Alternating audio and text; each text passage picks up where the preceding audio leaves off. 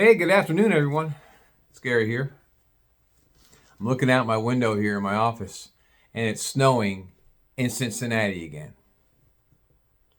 It's not as cold as it was last week, but it's snowing again. I'm thinking, Jesus Christ. So much for global warming, huh? That's a joke, of course, but I mean, really. When I grew up out in Massachusetts, it snowed all the time. We never saw the ground from Thanksgiving till the beginning of April. We never saw the ground. It was always covered with snow. And when I came to the Midwest back in 1981, someone in Massachusetts said, "Oh yeah, Ohio, they don't hardly get any snow." Bullshit.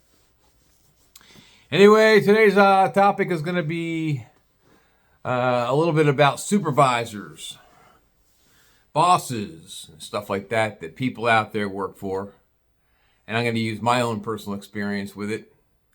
Start out by saying I think that people in general that go to a 9 to 5 job every day of the week, 5 days a week, sometimes 6 days a week if you're hourly, and you get overtime for the 6 days of a week, especially in retail like I was in. You perform better at your job if you have a supervisor or a manager that cares about their job.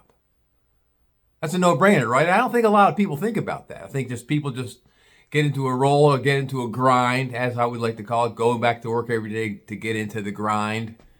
They go in like zombies. Oh, 8 more hours of this shit. 8 more hours of phone calls. 8 more hours of computer work. 8 more hours of cutting meat. 8 more hours of making pizzas. Oh, Jesus. 8 more hours of selling cars. It becomes mundane like that if no one's there to inspire you to do better, right?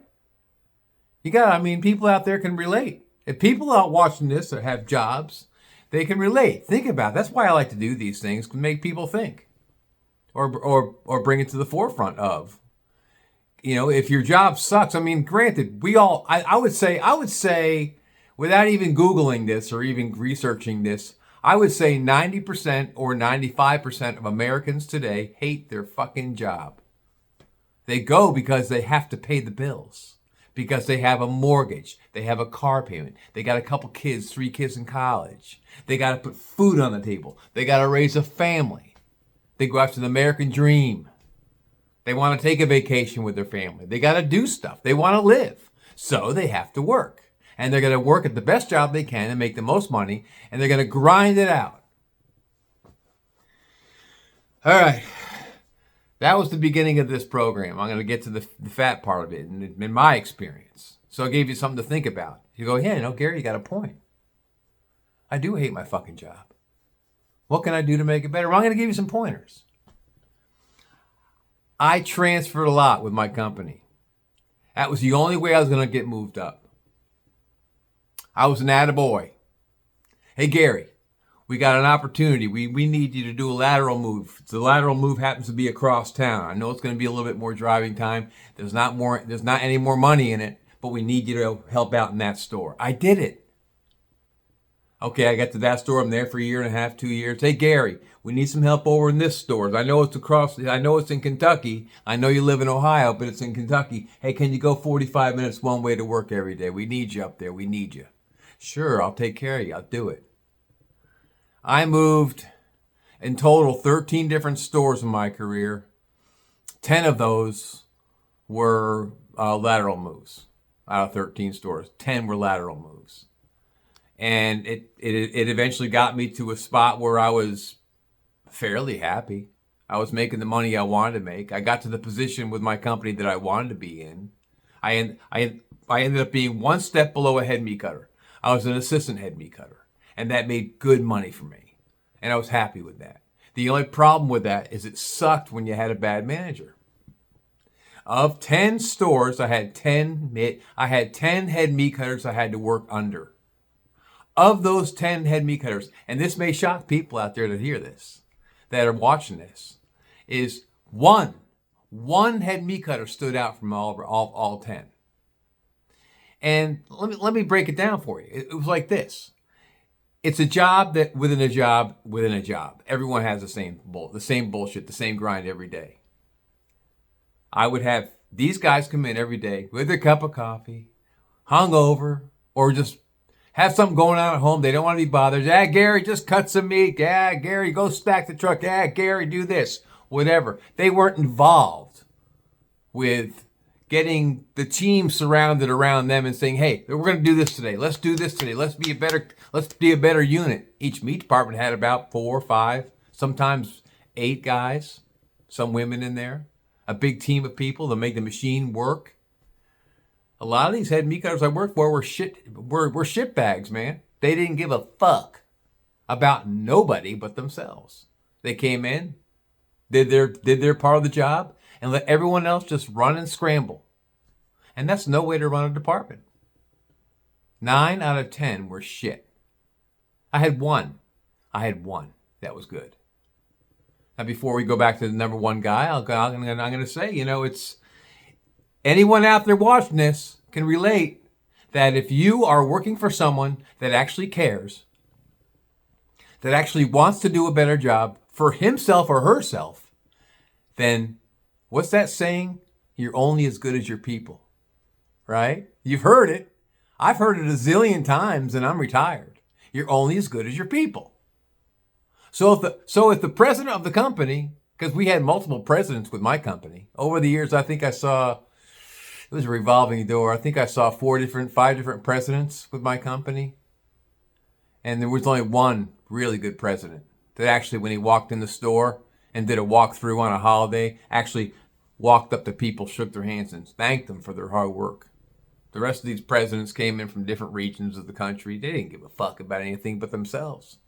They'd walk right past your department. You'd kill yourself on the Christmas walk to get your meat case set perfect, your floor set perfect, everything perfect. The whole store set up perfect.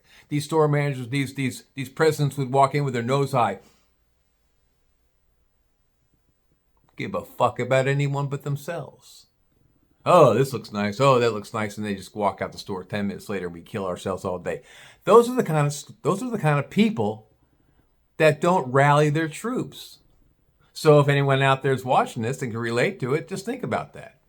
If you're a manager or you're a female manager or a male manager, and you have a job where it's a grind, but you are in charge of, let's say, a half a dozen people or 500 people, and you see your employees with a grind every day, and you know their moods are shit, and they have nothing to live for, just to come to work every day and get the job done, that's got to be pretty miserable. I know I lived it for a while. I lived that for almost 36 years, I'd say. 29 of those years were shit, working for shitballs that didn't care. And I would grind it out because I had mortgages with 3 different homes. Well, 2. This third one, I don't have a mortgage. I paid cash for it. But 2 other homes, mortgages, car payments, had to pay the bills. So it's tough when you go to a job where people don't care. So if you're out there and you're in a supervisor position or a manager position, be an inspiration. Because at the end of the day, even if it's not your company, even if you're working for somebody and you're a boss, the bottom line is sales, right? Production, sales. I think most companies, the more money you make, the more money the company makes as a team, as a unit, the more money everyone else is going to make. It's a trickle-down effect, right? But if you're a boss out there, a male boss or a female boss, try to inspire your employees. Try to give them something to live for. Actually care. Actually walk by them and say, hey, how are things? Actually give a shit. Look them in the eye when you're talking to them. Hey, good morning, so-and-so. How you doing? How was your weekend? Even if you don't care about how their weekend was, pretend. Make them feel good. When I was just an assistant head meat cutter, but I would every now and then, and I wouldn't wear this word out, but every now and then I would say this because my bosses weren't saying it to me. I'd see someone working all day and I'd see someone doing a really good job. And before their shift was over, I said, hey, so-and-so, hey, you did a good job today. Thank you. And man, I tell you what, that fucking makes their day. It doesn't matter how much they make by saying that one phrase, hey, thanks a lot. You did a good job today. Say that to your people. That goes a long way, man. I said it to a lot of people. because my bosses wouldn't. They didn't give a fuck. So I had one good manager. His name was Roger. I'm not going to say his last name. He knows who he is. And the people out there that follow my program that might be head meat cutters out there that I worked for, you guys were shitheads. Shitball pieces of shit. Roger was the man. He would piss me off a lot of times because he would grind at me and grind at me and grind at me to get the job done this way. And he would explain, Gary, the reason why I'm busting your balls is if you do a better job, it makes my job easier. That was his philosophy. And it took me so long to get it. And I worked with him in 4 different stores because I transferred around a lot and he transferred around a lot. He was a company man. He moved around a lot. And we would bump heads. We would cross paths every now and then. I think in total I worked for him in one store for maybe 3 years. And then I get moved or he get moved. I retired out of his store. It was perfect. Because at that point we started together, we finished together. It was great. But he used to piss me off. He would do this, and this, and it would just piss me off. I'd be like, why are you lumping all this work on me, bro? Why? Why do we got to cut so much more meat? We're going to blah, blah. Why do we have to do this? Why do we have to do that? And then he would explain it to me at the end of the shit. He goes, this is why. This is why. This is why. That is a good manager. So if you're a manager out there, a supervisor or a boss, and you're making your people work hard, and you're making them, and you're pushing them to do better, explain to them why. It goes a long way. You know, a little bit of bedside manner goes a long way with people. People are people. You know, what's that goal? What's that saying? The golden rule: do unto others as you would want them to do unto you. Man, that goes a long way. Just try to massage their ego a little bit, even if they aren't doing a great job. Even if you know they're struggling, try to compliment them. Try to give them some little inspiration to do better. You know, you don't know what kind of battles people are carrying with them when they walk into work every day. That's all I'm saying. I felt it was necessary to say something because now that I'm retired, I can sit back and think about the way it was and the way it still is. Because I'm out there, I go to Home Depot, I go to Lowe's, I get around the paint stores. I do a lot of home work here, my house, my condo. And I see these people walking around like mummies. And I know they're miserable with their jobs. And I just would like to say to the supervisor, hey man, go there and you buy the guy a cup of coffee or something. Pat him on the back, say, hey, you did a good job. Thanks for hauling that lumber. Something. Dog eat dog out there, man. Just try to be kind to others. That's all I got. Anyway, I'm going to get off this. I got to do some laundry today. I hate doing laundry. I really do. I wish they have these AI robots. I know these got these AI robots. I'm going to get one of these days, a housekeeper. I'm going to name him Juan or Julio. Hey, Julio, go do my fucking laundry right now. Okay, master. I will do your laundry. Should I fold them too? Yeah, Julio. Fold them too. And when you're done, go plug yourself in. I don't want you to run out of batteries come morning to make my breakfast. In a perfect world, right? Anyway, that's all I got. Hope you all enjoy the rest of your week. Maybe I'll catch up to you this weekend.